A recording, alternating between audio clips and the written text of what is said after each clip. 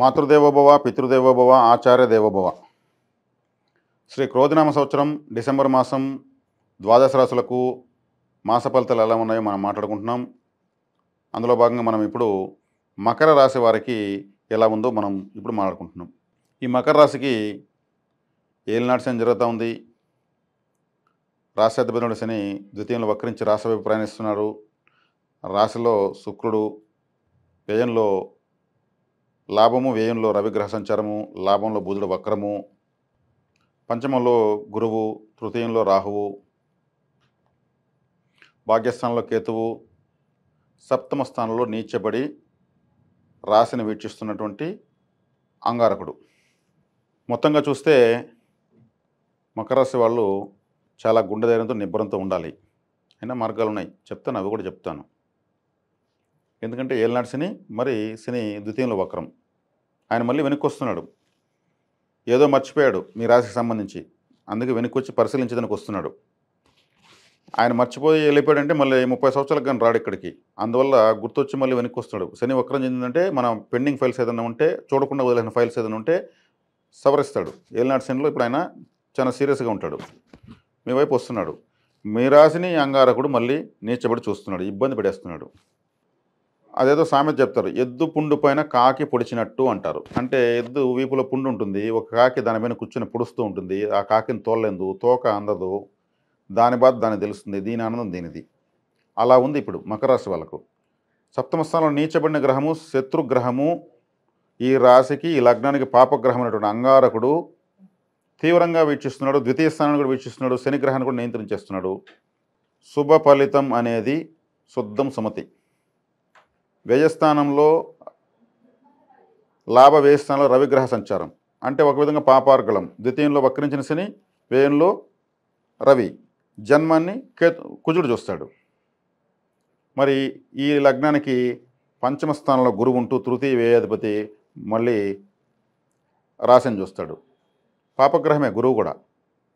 పంచమంలో గురువు ఉంటే మీకు పంచమహాపురుషయోగాలు అనేవి ఏమి ఉండదండి. ఈ రాశిలోనే గురువు నీచ పొందుతాడు. తన నీచ పొందే రాశిని గురువు చూస్తే ఫలితాన్ని ఇవ్వడు. తను ఉన్నది వృషభ రాశికి అధిపతి, లగ్నంలో ఉన్నాడు. మరి లగ్నంలో ఉంటూ రాశిలో ఉంటూ కుజుడు నీచబడి చూస్తాడు. శుక్రుడు కూడా బలం పోయింది. ఆలోచనలు పడిపోయారు. ఈ రాశికి ప్రయోజనం చేసేటువంటి శని, శుక్రుడు, బుధుడు వీళ్ళంతా ఆలోచనలు పడిపోయారు. ఏం చేయాలి ఇప్పుడు మనం ఎలా మన రాశి జాతకులను ఎలా కాపాడాలని ఆలోచనలు పడ్డారు. అదే చెప్పాను కదా, ఎద్దు పుండు మీద కాకకు పొడిచినట్టు అంగారకుడు అవకాశం దొరికింది, ఆయన చెలరేగిపోతున్నాడు. అందున ఆయన నీచపోతున్నాడు, చాలా అసహనంగా ఉన్నాడు, విసుగుగా ఉన్నాడు, చిరాకు పరాకుగా ఉన్నాడు, తన కంఫర్ట్గా లేడు.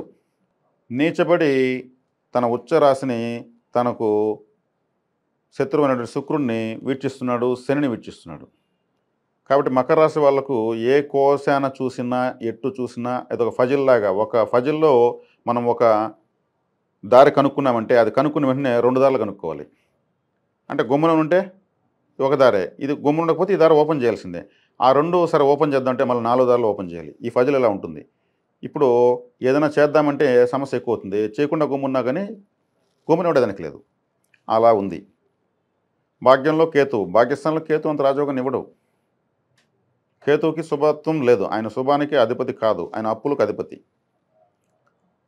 క్రెడిట్ అనే దానికి మినిస్టరు కేతు. ఆయన భాగ్యంలో ఉన్నాడు. భాగ్యంలో అంటే మీకు భాగ్యంలో వస్తుంది. భాగ్యం అంటే డబ్బులు రావాలి కదా, రాదు. రాశ్యాధిపతి శని పూర్తిగా ఆయన వేరే వాళ్ళ కబంధ హస్తాలకు వెళ్ళిపోయినాడు. మకర రాశి, కుంభరాశి రాశ్యాధిపతి శని వెళ్ళిపోయాడు. పూర్తిగా శత్రువులు ఆక్యుపై చేశారు మకర రాశిని. పాపార్గలం అని చెప్పొచ్చు ఒక విధంగా. వక్రించిన శని శుభగ్రహం కాదు. ఏలినాటి శని వేరే ఉంది. ఏ స్థానంలో రవి వస్తున్నాడు, ఆయన వచ్చి బర్నింగ్ ప్లానెట్, ఆయన వేరే అష్టమాధిపతి వ్యయంలోకి వస్తున్నాడు. అప్పుడు మీ రాశి పాపార్గలంలో పడింది. వెనక ముందు 2 పాపగ్రహాలు ఉంటే ఆ రాశి పాపార్గం. అదే రాశిని కూడా మళ్ళీ కుజుడు చూస్తున్నాడు, నీచబడి చూస్తున్నాడు. రాశిలో శుక్రుడు, లాభంలో బుధుడు వక్రంలో ఉన్నాడు, ఆ లాభాధిపతి నీచబడి ఉన్నాడు. బాగా 2 సార్లుగా వీడియో వేసుకొని చూసుకోండి, మీకే అర్థమవుతుంది నేను చెప్పిన క్యాలిక్యులేషన్. మరి ఏం చేయాలి. తాము ఉండవలసిన విధంగా తాము ఉంటే కాగల కార్యం గంధర్వులు చేస్తానని ఒక సామెత ఉంది. అంటే మనం ఎలా ఉండాలో అలా ఉంటే నిబద్ధతలతో ఉంటే మన కార్యాన్ని గంధర్వులు చేస్తారంటే ఎవరో మన కోసం గంధర్వులాగా దైవం మానుష రూపేణ వచ్చి మనల్ని కాపాడతారని అర్థం. అది సామెత అలా అంటారు. మనం ఎలా ఉండాలో అలా ఉంటే కాగల కార్యం గంధర్వులు చేస్తారనేది మాట ప్రకారం మీ కార్యాన్ని, మీ రాశిని కాపాడటానికి ఉన్నటువంటి one and only superhero రాహుగ్రహము మీ తృతీయ స్థానంలో. వాళ్ళు ఎవరు ఎన్ని బాధలు పెట్టినా ఆ బాధలను ఎదుర్కొనే శక్తిని, ఎదుర్కొని తిరిగి పోరాడే శక్తిని, తిరిగి మీరు వెళ్ళే శక్తిని రాహుగ్రహం ఇస్తూ ఉంది. రాహువు తృతీయ స్థానంలో దిగ్బలాన్ని పొంది ఉన్నాడు. మకర రాశికి శుభగ్రహమే. కాబట్టి రాహువు మీకు ఒక విధంగా చెప్పాలంటే ఎడారిలో ఓయాసిస్ లాగని చెప్పచ్చు. ఓయాసిస్ అంటే నీటి మడుగు. మంచి వర్షాలే పడిన ఎడారిలో నీళ్లు ఉన్నాయంటే అది ఒక అద్భుతమైనటువంటి కలశం లాంటిది. గంగానుగ్రహం. ఆయన కూడా ఇప్పుడు మీకు 3వ ఇంట్లో జలరాశిలోనే ఉన్నాడు. ఈ ఒక్కటి చాలండి మీకు. ఇప్పుడు నేను ఇంతవరకు చెప్పినటువంటి ఆందోళన ఒక్కసారిగా ఎగిరిపోయింటాయి. హ్యాపీగా ఉండొచ్చు. కానీ అట్టని మీరు తొందరపడకండి. ఏ విషయానికి తొందరపడకండి. ఆచితూచి అడుగులేయండి. షార్ట్కట్ మెథడ్సే ఎంచుకోండి, సక్సెస్ అవుతారు. రాహు షార్ట్కట్ మెథడ్సే చూపిస్తాడు. ఒక లెక్కను ఇంత పొడవు వేసి ఆన్సర్ వేస్తే వచ్చే మార్కులు షార్ట్కట్ మెథడ్లో వేస్తే కూడా అన్నే మార్కులు వచ్చే విధంగా ఆయన దారి చూపిస్తాడు. అది రాహు దగ్గర దారులను చూపిస్తాడు. కాబట్టి ఈయన మీకు అదృష్ట దేవతగా, అనుగ్రహ దేవతగా ఈ మాసం రాహుగ్రహాన్ని మకర రాశి వాళ్ళకి చెప్పచ్చు. మీకు ఎన్ని అవాంతరాలు ఎన్ని వచ్చినా కానీ ఎదుర్కొనే శక్తి మీకు ఇస్తాడు. ఎదుర్కొంటారు. చివరి బంతికి మీరే విజయాన్ని సాధిస్తారు. విజయానికి కావాల్సింది ఒక పరిగే, ఒక మ్యాచ్ గెలవడానికి కావాల్సింది విన్నింగ్ షాట్ ఒకటే. సెంచరీలు కొట్టిన వాళ్ళు కాదు ముఖ్యం, చివరిలో విన్నింగ్ షాట్ కొట్టినవాడు టైలెంట్ అయినా కానీ అతనే హీరో అవుతాడు. ఆ షాట్ కొట్టకపోతే ఆ మ్యాచ్ క్లోజ్ అయిపోయింది. ఆ సెంచరీ కొట్టిన సెంచరీ వృధా సెంచరీ అని రాస్తారు. ఆ విన్నింగ్ షాట్ అయితే మీరు కొడతారు. కాబట్టి మ్యాచ్ అంతా వాళ్ళది, విన్నింగ్ షాట్ మీది. ఇంత మించిన అదృష్టం ఏం కావాలి? ఆ రాహువు సడన్గా వచ్చే లక్ని, సడన్గా వచ్చే ఉపాయాన్ని, సడన్గా వచ్చే దారిని, మార్గదర్శకాన్ని చూపిస్తాడు ఆయన. అందులో దిట్ట ఆయన. ఆయనకు మించిన వాళ్ళు లేరు. దేవతల్ని ఆయన మెస్మరైజ్ చేసి ఏమార్చి అమృతం తాగేశాడు ఆయన. విష్ణు మాయని అతిక్రమించినటువంటి ఏకైక దేవత ఆయన. కాబట్టి ఆయన శక్తి అపారమైనది. ఆ అపారమైన శక్తి మీకు మీ వెనకుంది. మకర రాశి వాళ్ళకి నిశ్చింతగా ఉంటుంది. అందులో మకర రాశి వాళ్ళంటే చాలా ఎనర్జెటిక్ పర్సన్స్. వీళ్ళు చాలా ఎనర్జెటిక్ పర్సన్స్. నష్టం వచ్చిందా మళ్ళీ పనిచేస్తారు, మళ్ళీ నష్టం వస్తే మళ్ళీ పనిచేస్తారు. నష్టం వస్తే 100% కష్టపడతారు వీళ్ళు. ఫలితం రాలేదు, 200% కష్టపడతారు. మళ్ళీ ఫలితం రాలేదు, 300% కష్టపడతారు. మళ్ళీ రిజల్ట్ రాలేదనుకోండి, 400%. వీళ్ళు కష్టపడేది మాత్రం ఆపరు. కష్టం అనే పదమే వీళ్ళు చూసి వణుకుతుంది. అటువంటి జాతకులు వీళ్ళు. ఎక్కువ ఒక శ్రమపడి వీళ్ళు గుర్తించకపోయినా వీళ్ళు పట్టించుకోరు. వీళ్ళు చేసేది పని చేసిందిగానే ఉంటారు. నిత్య కర్మజీవులు వీళ్ళు. పని చేయడం అంటే వీళ్ళకి ఇష్టం. రెస్పాన్స్ కాకుండా ఉండలేరు వీళ్ళు. హైపర్ యాక్టివ్ అంటే మకర రాశి వాళ్ళు. తిరుగుబాటంతా వీళ్ళదే, విప్లవాలంతా వీళ్ళవే. చేగువేర లాంటి విప్లవకారులంతా కూడా ఈ మకర రాశి స్వభావంతోనే వాళ్ళు అంత స్థాయికి వెళ్ళారు. భయం ఉండదు. పోరాడేది వీళ్ళకి మించిన వాళ్ళు ఉండరు. ప్రజా తిరుగుబాట్లు, విప్లవాలు, ఆందోళనలు అవన్నీ కూడా మకర రాశి నుంచే పుడతాయి. ఇది నైసర్గిక కాలపురుషుని కర్మస్థానం. కర్మ అంటే పని జరుగుతూనే ఉంటుంది. ఇక్కడ వీళ్ళు ఒక కర్మగారం లాంటి రాశిలో పుట్టినారు వీళ్ళు. కాబట్టి చెప్పాలంటే వీళ్ళు పని రాక్షసులని చెప్పచ్చు, శ్రమజీవులని చెప్పచ్చు, కష్టే పనిని నమ్మిన వాళ్ళని చెప్పచ్చు. కృషితో నాస్తి దుర్భిక్షం అనేటువంటి సిద్ధాంతం వీళ్ళకే సరిపోతుంది. మకర రాశి వాళ్ళు మాత్రం చాలా సూపర్ హీరోస్ అండి. వీళ్ళ పేరుతో ఏదున్నా, గృహం కానీ, వాహనం కానీ, ప్లాట్ కానీ, భూమి కానీ ఏదున్నా దాంట్లో డాక్యుమెంట్ ప్రాబ్లం వస్తుంది. అదొకటి చూసుకోవాలి వీళ్ళు. కాబట్టి వీళ్ళు వేరే వాళ్ళ పేరుతో రాయడం బెటరు. బినామీలు బాగా కలిసి వస్తారు వీళ్ళకు. రాశి కానీ, లగ్నం కానీ, మకర రాశి లగ్నం కానీ కష్టమంతా వీళ్ళది. వీళ్ళు ఇంకొకరి పేరుతో చేసుకుంటేనే కలిసి వస్తుంది, లేదంటే కలిసి రాదు. ముఖ్యంగా భూములు, గృహము, వాహనము, వస్త్రాలు, ఇది కేర్ఫుల్గా చూసుకోవాలి. ఇది మాస ఫలితం కాదు, మీకు జీవిత ఫలితం ఇది. కాబట్టి మకర రాశి వాళ్ళు లేకపోతే ప్రపంచం లేదు.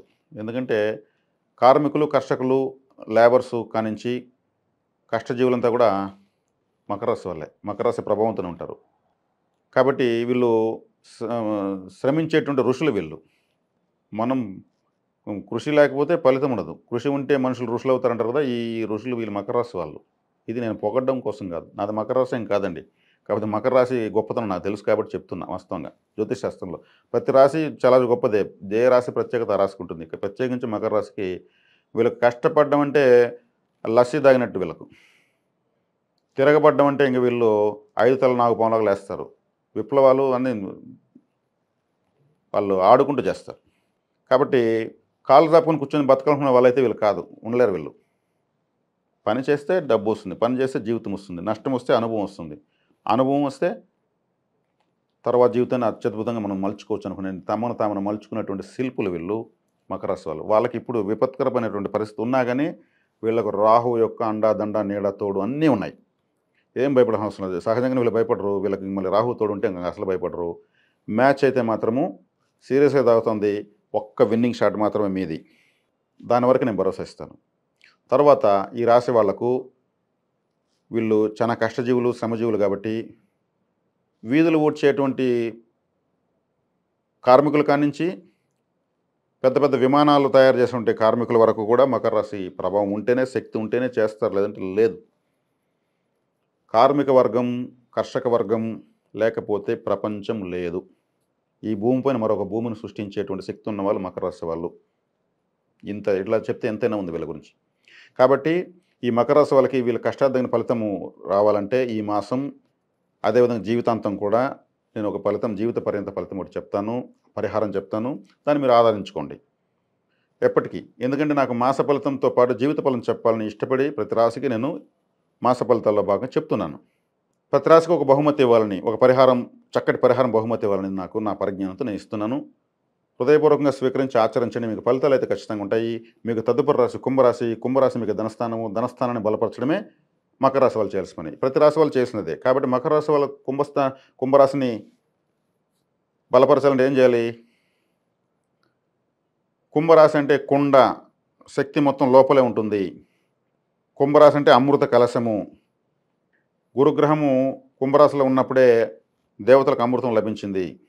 మరి కుంభరాశికి మీరు బలపరచాలంటే కుంభాభిషేకం, ఏ ఆలయ కుంభాభిషేకం జరిగినా మీరు వెళ్ళిపోండి. మీకు పిలవాల్సిన పని లేదు. ఆలయ కుంభాభిషేకం మీరు అటెండెన్స్ చేసుకోండి. ఆ ఎనర్జీ లెవెల్స్ మీరు ఉన్నారంటే మీకు మీ ధన సంపదలు పెరుగుతూ ఉంటాయి. మీకు అప్పులు ఉన్నా కూడా తీరడానికి స్టార్ట్ అవుతాయి. అక్కడ కొత్త వాళ్ళ పరిచయం అవుతారు. వాళ్ళతో ఏదైనా సెట్ అవుతుంది. మీరు ఎట్టా శ్రమజీవులే. మీలాంటి వాళ్ళు మీకన్నా గొప్పలు మీకు పరిచయం అవుతారు. కుంభస్థలంలో ఉన్నటువంటి ఆ నీళ్లు, కుంభాభిషేకంలో ఉన్న ఆ నీళ్లు తెచ్చుకోండి. మెడిసిన్ లాగా పనిచేస్తాయి. కొద్దిగా వాటర్ స్నానం చేయండి, తాగండి, మీరు చల్లుకోండి. మీ ఆరా క్లీనింగ్ అవుతుంది. కుంభము అంటే కుంభాభిషేకం. అదేవిధంగా కుండలు వర్షంలో పెట్టండి. వర్షపు నీళ్ళు నిండుతాయి కదా, ఆ నీళ్ళు మీరు తాగండి. ఏనుగు కుంభస్థలం పైన ఊరేగుతున్న దేవతా ఉత్సవాలలో పాల్గొనండి. కుంభస్థలం, కుంభాభిషేకం, కుంభంలో నీళ్లు. మీరు కుండలో నీళ్ళు పెట్టి లైఫ్ టైం తాగండి. ఫ్రిడ్జ్లో నీళ్ళు కాదు, కుండలో. మీ ధనస్థానానికి సంబంధించినటువంటి చిహ్నం కుండ. సహజ సిద్ధమైన ఏసీ. ఇది మీకు ధనస్థానాన్ని బలపరుస్తుంది. ఆ నీళ్ళు తాగడం వల్ల మీకు బాగా బ్రెయిన్ పనిచేస్తుంది. కాబట్టి ఏనుగు కుంభస్థలాన్నే చూస్తుంది సింహం కూడా. అది చాలా శక్తివంతమైనది. అలా కుంభరాశి చాలా మీరు బలపరచుకోవచ్చు. చక్కటి ఫలితాలను మీరు అనుభవించండి. నేను చెప్పిన పరిహారాలు చేసుకోండి. శుభం.